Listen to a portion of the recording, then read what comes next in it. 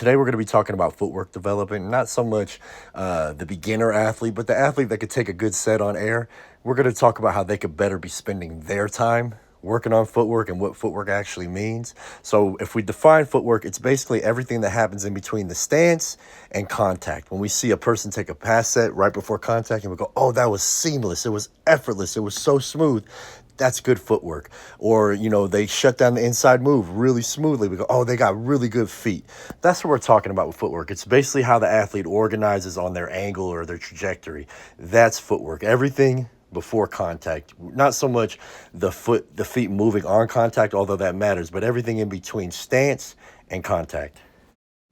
Now let's talk about how you see we try to develop good footwork. You'll see this clip here. You'll see the center. He hits a high leg to the left. He sees the defender go away. He doesn't chase. He bounces, falls back, gets vertical, turns into a double team naturally, gets up to the second level. Like, this is freaking beautiful. This is well coached, well executed. This is literally what we're talking about, what good footwork is. Everything, every part about it, even through the contact, that's great footwork. And coming off of the contact, great footwork. We love seeing a play like that. It's how it's drawn up. It's executed that way. But here's the problem. We take that play and reduce it into a drill. We put a player under a chute, run a speed ladder underneath it, remove the defender, and say we're training that same footwork. But that's not what created the footwork in the first place. On that actual play, the footwork was a result of the interaction with the environment. The defender's movement created the problem, and the player's movement solved it. When we removed the defender, we removed the information. Now the ladder tells the athlete where to step and when to step. The chute tells them how low to be. Everything becomes prescribed. There's no problem to solve. So what are we actually doing? So what we're doing is pre-programming movement for a problem it's unscripted, whether it's practice or the game. These problems are unscripted. So in reality, the defender might slant, he might stay, he might go the other way. The timing changes, the spacing changes, the flow changes. The feet can't be pre-programmed for that. They have to emerge from perception. What the center saw is what made that footwork emerge. So the ladder, I would say specific, more than anything, removes the need to solve anything. It does give you something to be precise about. Get your foot in this box.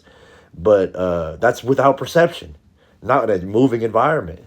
In real football, the center isn't stepping into boxes. His feet are organizing around bodies in space. That's why his footwork was beautiful. Saw the defender go away. He falls back. He gets vertical through contact, comes off of contact, gets to the second level.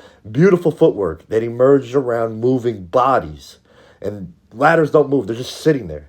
And the chute has a similar issue and can be a whole nother video to talk about because it assumes correct pad level. Like if someone's 6'9" and someone's 5'10", they're under the same chute and they can't move the same way under a fixed constraint and both be right. So instead of teaching leverage, we're teaching compliance to an external constraint. And that constraint damn sure doesn't exist in the game.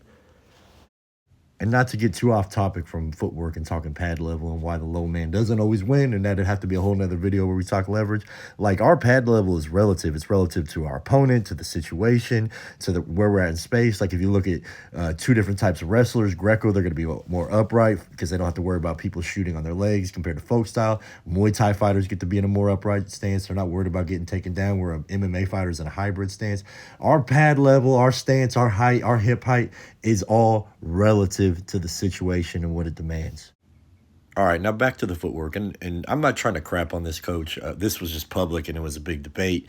I guarantee his intention is good. He wants the best for his players. And I'd probably guarantee that the players will be fine if they do stuff like this because they're Division I for a reason. The cream does rise to the top. They will figure it out. But my biggest issue with drills like this is feedback. In a real play, you misread, you get beat. If your timing is off, the play fails. If your angle is wrong, that linebacker runs free. That's real field feedback. And in these drills, you can win while basically doing the wrong thing because nothing is reacting back to you. Like, if this center doesn't see that the defender slant away and he chases it, he falls on his face, play's over, which makes it a real play. So the key idea is this. That play didn't happen, or this play didn't happen because of the footwork. The footwork showed up because of the play. If we remove the play, we remove the reason for the footwork to even exist. And I'm going to say that one more time. If we remove this play, we remove the reason for this footwork to even exist. Just because we put ladders down, that doesn't mean nothing needs to exist. what those guys are doing underneath the chute. But it is what it is. And that's why footwork isn't something we prescribe, it's something that emerges from solving problems.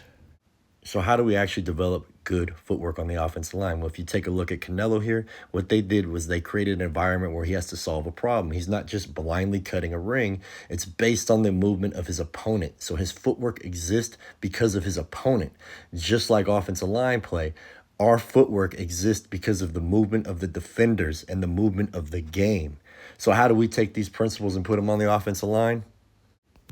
Simple. We put the offensive line in an environment where they have to solve actual offensive line problems. And then we take out the contact in this. I call this trajectory games. You don't have to talk like that. You can call it whatever you want, but just take out the contact. It's basically a walkthrough at a full speed pace without contact. So you give them a play, the play has intent, the defender has a job, like you would in a walkthrough. A lot of times we draw what the defender has to do, and the movement is real, and the footwork emerges from there. We're not telling them how to get there. They have to organize themselves based on the problems that they're seeing. And then you could cue in when it looks bad or they're not quite getting there. That's when you cue in or pull them to the side and teach them some stuff and talk it out. But like right here, it's a counter and the defender is playing over the top of the back block.